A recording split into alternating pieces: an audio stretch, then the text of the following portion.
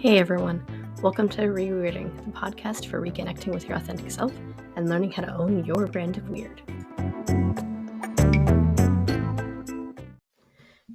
Hey everybody, welcome to this episode of Reweirding. On today's episode, I wanted to try something a little bit different. I'm adding a new, mini segment. I don't really know what to call it yet, called Real Talk, for those times where I talk about something in a podcast episode, and then during the next week, I find myself actually applying the stuff I'm talking about. So the reason I want to do that is because I know that oftentimes we hear people who are like, oh, this is what works, and this is how it works, and this is why it works. And we don't always know that they're doing the practice themselves. And integrity embodiment are something that are two things that are really important to me.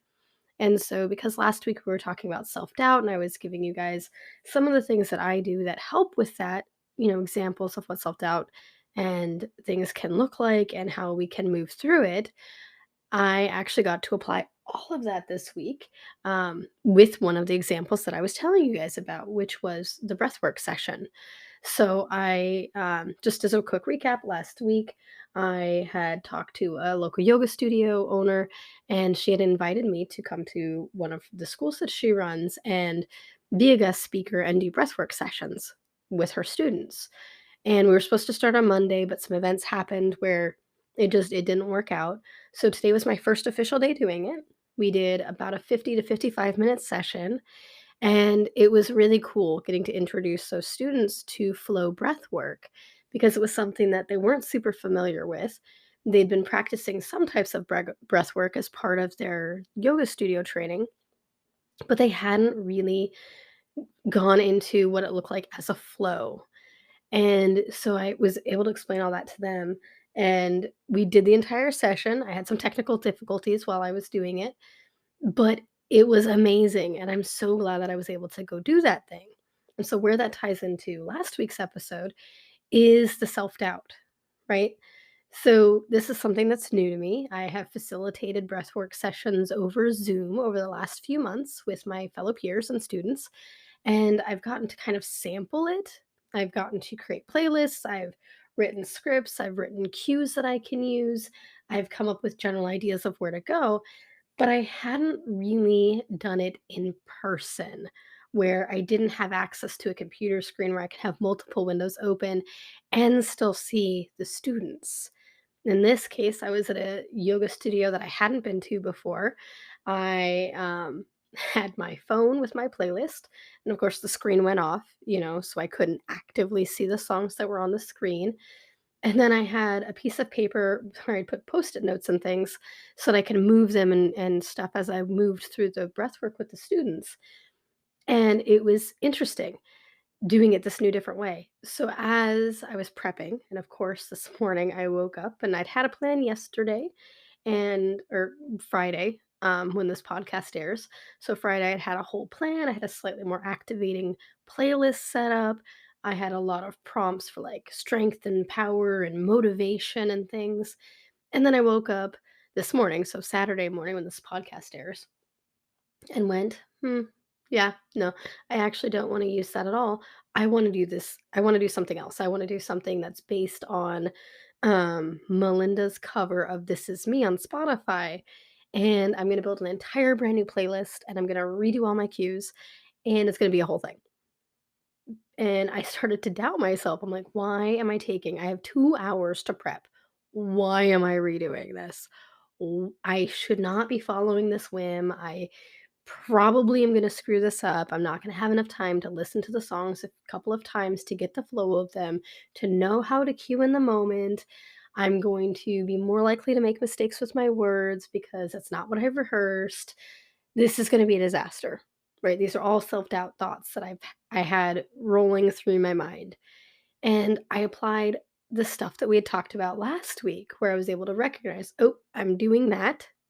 I can redirect myself. I can hold space for the fact that I am nervous. This is something that's new and different for me. I haven't taught in person before. I am going to be teaching somebody that I really love and respect, and she's going to be honest. And so there was some nerves about, what if I totally bomb this And she goes from being excited and wanting me to be a part of this to that was absolutely horrible. We don't want you. Please don't come back next week. And all of these thoughts kind of bandied about in my head for a little bit. And thankfully, as I held space for those and I recognized what it really was, which was I was nervous.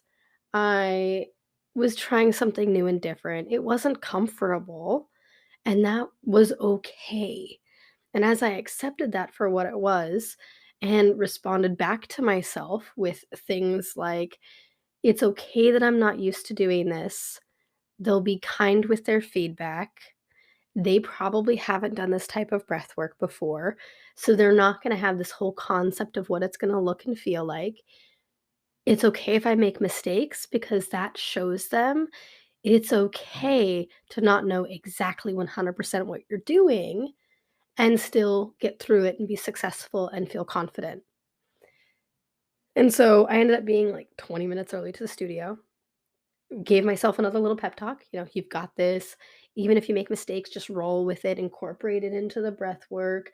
It'll be good. If you forget where you're going with things, that's fine because they won't know where you were going anyway."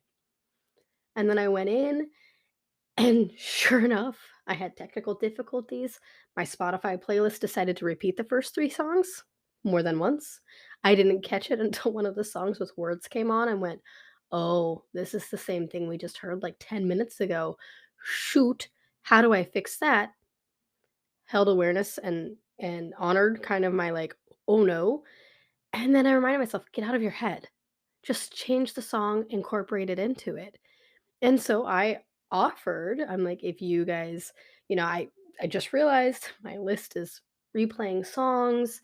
I don't want us to feel stuck with the music. I'm gonna go ahead and transition us to the correct song, get this back on track. If you wanna laugh right now, please feel free.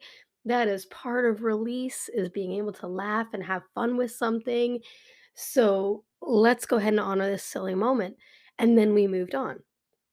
And afterwards, the students were very kind and they said that it was a very relaxing breathwork session and they were grateful for it. And so I'm excited. I get to go back on Monday and do it again. And it was just a really good affirmation that when you try things that work for you in a way that work for you and you stick with them consistently, they get more efficient over time. And so I just want to take this moment of real talk and like let you guys know that just because I'm sharing, hey, these are things that work, doesn't mean they're just things that I've read about. They're usually things that I personally practice and have worked for me to help me feel like the most successful, authentic version of me. And I hope that as I share these sorts of things, it helps you guys find that authentic version of yourself and feel that strength that you really have and the confidence that you deserve to have so that you can be the best version of the person that you want to be, not necessarily the person that other people want you to be. And that it's okay to not always be at your best, right? If we're operating at 50%, then our best is 50%. If we're operating at 80%, then our best is 80%, and that is okay. That it's not 100% or that it's not perfect or that we're not realizing partway through a breathwork session that we've completely just been repeating the same songs over and over again. So, with all that said, the actual topic for today's podcast is going to be whims and intuition because that is something that I use a lot and it's part of my owning your weird philosophy. All right, so you're probably wondering what are whims? It's the nickname that my husband and I came up with for intuition or those whimsical moments where you're like, I need to go do this, or I am going to go do this, or I want this, or I need this." And we came up with this when my stepson had used all of my body wash. We were at my mom's, it was around Christmas time, and he used up all of my body wash. And by all of it, I mean a brand new bottle of body wash. And he had made snakes in the bathtub and then washed all of my body wash down the sink or down the drain. So I decided we clearly needed to go to the mall and go to Lush. We did not need to go to Lush. I just decided that's where we're going because I had the whim that that's where we needed to go. So we go to the mall, and my stepson, who has autism, sees Santa Claus and he starts being weird about it. We go into Lush and of course my husband's like, "Oh, they must not be doing the event because there's no music, the lights are dimmer right there." Like it's weird, but yet Santa is sitting there. And I'm like, "Yeah, well, we'll go check it out after we're done, you know." So well, we really can't afford to get um pictures right now, so let's not even worry about it. Let's get what you need and we'll just get out. And the whole time, I'm kind of browsing, and my stepson, of course, is testing out all the bath bombs he possibly can, and they're just enjoying letting him try whatever he wants. Santa Claus would walk by, and he would kind of wave, or he would, laugh or whatever, and my stepson would kind of engage with him a little bit, and then disregard and go back to making bubbles and smelling everything. And so I kinda get curious, and I'm like, "Well, this is really weird, like, he's putting in a lot of effort to engage this kid, I wonder." So I went over there and I'm like, "Hey, I noticed that, like, it's really quiet and you guys don't have what you normally do. Are you guys doing pictures or anything like that?" And the person behind the counter goes, "Actually, we are. We're here for Autism Speaks event, and the kid who's supposed to be interviewing Santa right now is stuck behind a car accident and they can't get here. And so we need a kid with autism to interview Santa." I was like, funny story. My stepson has autism and would be more than happy to get to interview Santa. Can we help you? And they're like, yes, and we'll give you free photos in return. So we ended up getting the coolest experience out of this whim that I had, that we had to go to the mall, to go to Lush to get a bath bar because he got rid of all of my body wash. And it became this really neat experience where he was on the local news. He got to interview Santa. Of course, he did it from like 12 feet away because he didn't want to get too close for the interview, at least. He got to sit next to Santa. We got pictures. And then the person who was portraying Santa decided to read him a story and see if that would get him to come closer and really engage with him. And it kinda worked, and it was really cool. And when we left, my stepson asked me, he goes, "Mom, why were they so nice to me? Like, why wasn't there the music? Why were they so friendly? They really tried to be there, and they let me interview 'em and let me do all these things. Why'd they do that?" And I said, "Well, buddy, you had the superpower that they needed. They needed a kid with autism, and you have it, and you were able to help them when they needed it the most." And he, in the loudest voice he possibly could by the escalators, where of course the echo is fantastic, shouted at the top of his lungs, "I'm super autismastic." And we went, "Yes, yes, you are." And he has been autismastic ever since. It's a superpower, and he loves to let people know, like, he doesn't just have autism, he is super autismastic. And he was so proud of himself. And had I not had that whim and told my husband we're doing it, then and he hadn't gone along with it, we would not have gotten to have that really cool experience for him. And that is when my husband was like, "These whims of yours are nuts, but they work. So let's keep following them." And it has not been intuition ever since. So anytime you hear me say, "Follow your whims," what I'm really saying is tune into what your intuition is really telling you and go for it. Even if that's something as simple as having that whim of, instead of doing this today, I really need to go do this. And it's not going to be something that you're really thinking about. It's going to be that like sudden gut feeling of, yes, this is a thing. I don't know why it is a thing, but it is a thing. And I have to do this, or I need to go to this place, or I need to talk to that person, or whatever it might be.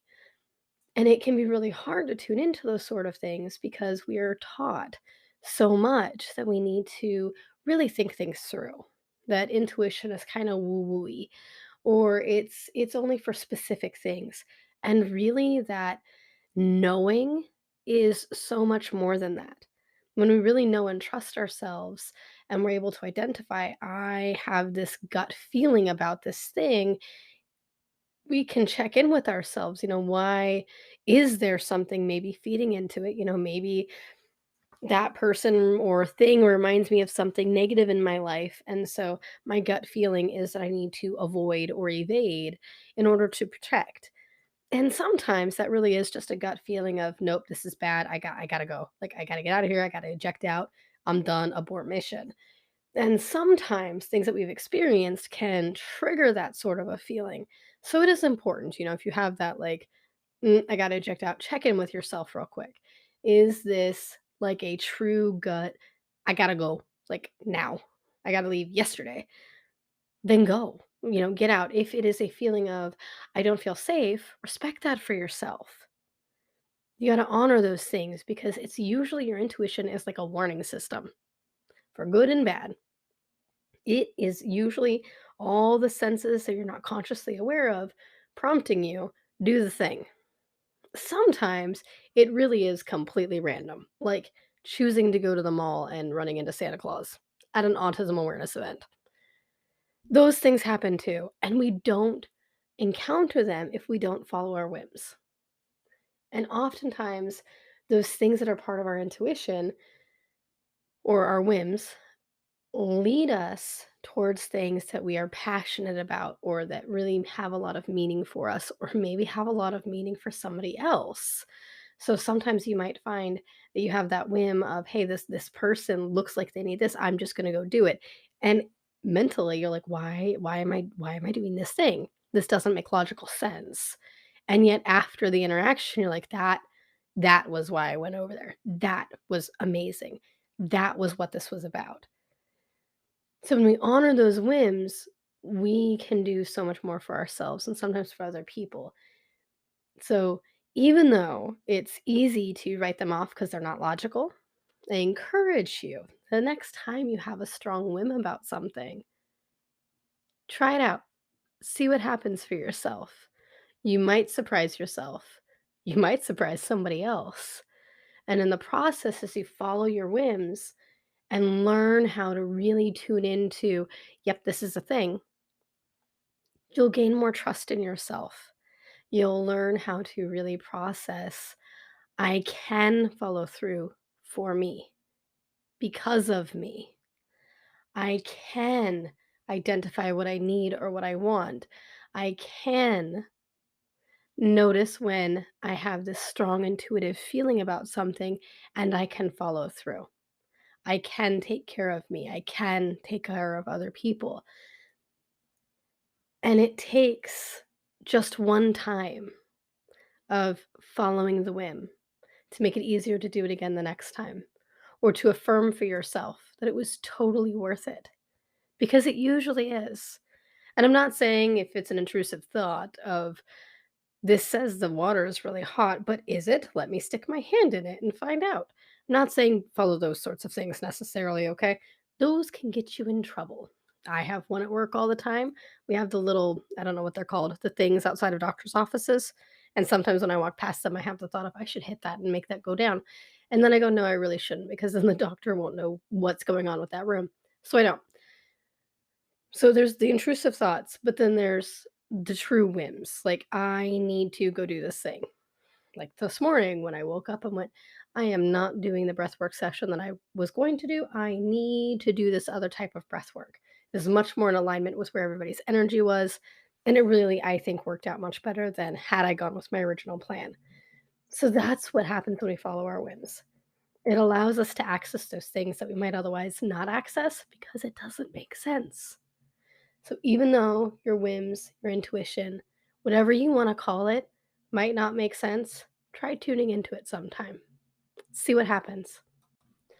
And another really cool thing that happens as we start to learn how to recognize our whims and then follow them is that we start building more self trust, right? We learn how to recognize something that we want or need. We learn how to honor that. And as we do that, we're keeping our word to ourselves. So that's building our trust in who we are and that we can follow through with the things that we tell ourselves we're going to follow through with. Sorry, I just yawned. And as we go through that process of learning how to connect to ourselves, defining what our whims are, we might also find that some of the whims that we have can impact a larger group than just us. And that could include family members, friends, coworkers, things like that. So when we find that those whims may affect a larger group of people, it can be valuable to take that step back and say, okay, what do I gain from doing this thing? What do I lose if I follow this whim? Because what we really want to do is identify what are the consequences of this decision. If we find that the positive consequences are far greater than the negative consequences, maybe we go ahead and we do the thing. If we find that the negative consequences are greater than the positive, maybe we scale back, maybe we step back or find an alternative route to do the thing. Maybe we talk to those people that it can impact to find out if I do this thing because I've decided the positive consequences for me outweigh the negative consequences for me. This is how it could affect you. Are you okay with those possible consequences? And sometimes for immediate family members and stuff, that's totally relevant. In the case of coworkers, let's say you're considering leaving your job and you've weighed the potential consequences for yourself, and you're like, honestly, it's better for me if I go ahead and I do this big thing that I'm feeling called to move towards, but it means that we'll be short staffed or that another coworker will have to take my place, or et cetera, et cetera, et cetera. We maybe don't want to reach out to our coworkers and say, so I'm feeling called to go somewhere else, but it's going to affect you. Are you okay if I go? Is that gonna bother you? Are you comfortable with those consequences? Because it's likely that at that point, they're gonna weigh the positives and the negatives for themselves, and they may choose to say that they're not okay with the possible negative consequences for themselves. And we don't want that to interfere with our decision making. Because if we are having the big whim to change where we're at or what we're doing, and they're not immediate family members who that big change could have a very direct and real impact for, their opinions are just that, their opinions. They don't really carry a lot of weight for ourselves and the decisions that we make unless we assign them that power, that value. If it's a family member, let's say you have a significant other or children and you decide to include them in part of your, hey, this is a big thing I want to do. I'm feeling very strongly called towards it. The positives far outweigh the negatives for me. However, this is how it will impact you. Are you okay with those consequences? It opens up a dialogue where you can talk about, are you, number one, are you okay with the consequences? And if they say, I mean, I guess I can learn to live with it, but I'm not really sure. It's gonna be hard, but I also wanna support you in doing what you want to do and where you want to go in life. Then we can also say, "Okay, how can I support you through those consequences?" And again, consequences can be positive or negative, but oftentimes we will hold ourselves back or pull back when we think that other people aren't willing to put up with the negatives because their needs are superior to ours, even though they're not. And so, as we have that conversation, it can be helpful to ask them to voice very specifically, this is when I need to feel supported as you go through this thing to deal with the negative consequences for myself. It also means you're not asking them, can I do it or not? You're saying, I really want to. Are you okay with those consequences and how can I support you in it? And they then, hopefully, will ask how they can support us in doing the thing. And that can build a stronger relationship. It also improves your trust in whoever that person is, the partner, the children, the parents, grandparents, I don't know, the important people in your life. Maybe it's a really close friend that you've adopted as family, those people that we really value their opinions of. It builds trust in them because you can teach them this is what I need to be supported, and they can teach you what they need to be supported. And as they follow through and they support you, you gain trust in them. And as you support them, they gain trust in you. And again, as we establish for ourselves, this is the thing that I want to do. Here's how I'm going to help be supportive of you. We are building more trust in ourselves as we follow through with those things. So, following our whims can lead to so many other things, so many different aspects of our lives that we can grow into. And it can be a beautiful thing. It can be a very stressful thing to follow those whims and to have those very real conversations with family members about this is what I want to do. Here's how it's going to affect you. How do we support one another? Because maybe I really want to do this thing. Or I've decided not to do this thing. Can you please support me through dealing with the fact that I have this whim? I feel very called to do it. And I have decided not to because the negative consequences outweigh the positive. And hopefully,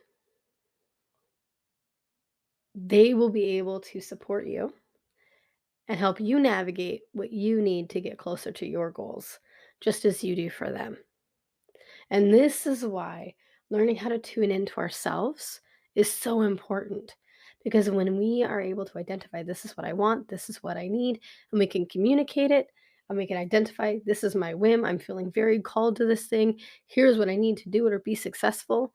Or maybe you impulsively just do the thing and then you have to deal with it afterwards.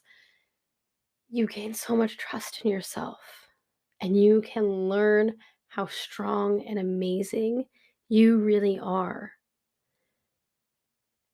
And as you do that, you will have such a huge impact, not only on yourself, but on those around you. And it will have a ripple effect on so many more people than are in your immediate circle. I do hope that this podcast has been helpful for you. I will admit today's episode, I identified 3 basic concepts or directions I wanted to go, and I riffed the whole time without any other prompting or scripts. So there may have been more wandering in today's episode. I will totally own that. Um, if you have any feedback, feel free to drop me a line. You can reach out to me over on Instagram, send me a DM. You are also welcome to leave me reviews or comments on Anchor. I'm not sure if Spotify lets you leave any of those, or on Apple. I will always check those sorts of things out and get back to you guys. If you have topics that you would like to see me address in the future, let me know. I've got, I think, 15, maybe 18 more ideas on different episodes that I can do. And I'm going to start recording short meditations that I'll post. I'm going to try to do one every other week, I think. They'll probably be no more than 10 to 15 minutes. And a lot of them will be very focused on visualizations and breathing. Once I get a few of those recorded, I will let you guys know. I'll pick a date that I'll release them. I'm still debating if I want to have that sort of content be subscriber based or not. I probably won't. But I do have the option later if you guys feel that that's valuable and all of that to add more content for both free listeners as well as subscribers if I go in that direction later. So if you guys have anything specific you'd like to hear about, let me know. Any meditation topics that you would really like to have covered, reach out, let me know. This podcast is for you guys just as much as it is for me to practice communicating some of the things that I go over my coaching business and to reach a broader audience. As always, thank you guys so much for listening and putting up with my very ADHD infused episode today. And I'll see you guys next time.